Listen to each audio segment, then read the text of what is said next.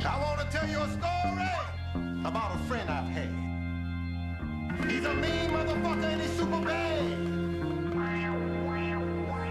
So grab onto your seats and hang on tight while I tell you a story about Black Dynamite. Welcome back to the trashiest channel on YouTube, Neon Trash. I'm your host, Tommy the Hammer. Today I've got an excellent movie that we're going to be reviewing. I'm talking about the out-of-sight Black Dynamite. This is a exploitation, or I should say, Blaxploitation homage to the films of the 1970s. And for those of you that aren't in the know when it comes down to Blaxploitation films, basically I'm referring to movies like Shaft, Dolomite, things of that nature. Back then, movies like this were immensely prolific and significant for black culture here in America. And, you know, they really touched on some interesting subject matter, mainly social and racial issues. And that's pretty much why I like watching Blaxploitation films. Well, a couple years ago they made Black Dynamite, and it is pitch perfect in capturing that cinematic magic from the 1970s. But I've only seen this movie like once or twice, and I've been aiming to refresh my memory on it recently, so I thought we would check it out today on Neon Trash. For me, I just came up with this idea, and I just thought it would be a funny thing to shoot this film.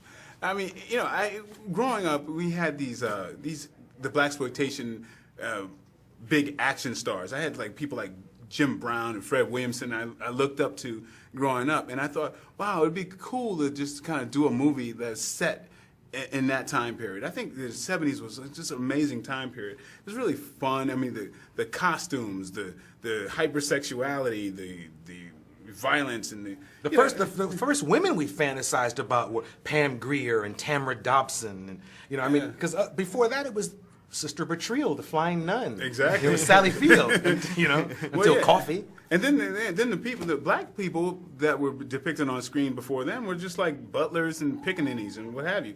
And then you had these like, you know, alpha males finally, like with Jim Brown and of that type. And so it was just really an incredible time. And you know, they were heroes for not only black kids, and they were heroes for white kids as well, and wanted to live vicariously through those type of action heroes. Every white child wants to be Bishop Don Juan. At the end of the day, Black Dynamite is a comedy movie through and through. One that just so happens to do that 1970s exploitation vibe pitch perfectly.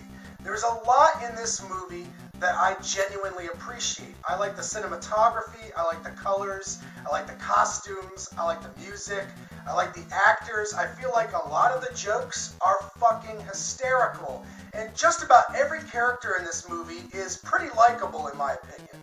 If I did have to voice a complaint about the movie Black Dynamite, it's that it runs a little bit long.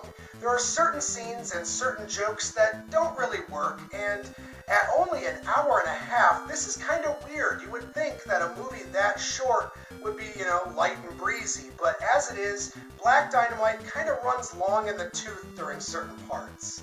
But that's not to say this isn't, you know, a good movie. I feel like there's a lot that this movie has to offer, especially if you're into that gritty 1970s film vibe.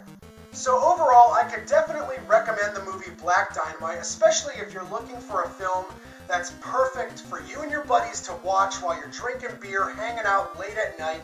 It's one of those party movies, and it should please pretty much everybody in the room. There's a lot of jokes, a lot of violence, a lot of awesome retro cinematography, and if I had to give it a star count out of 10, I could award Black Dynamite a solid 7 out of 10.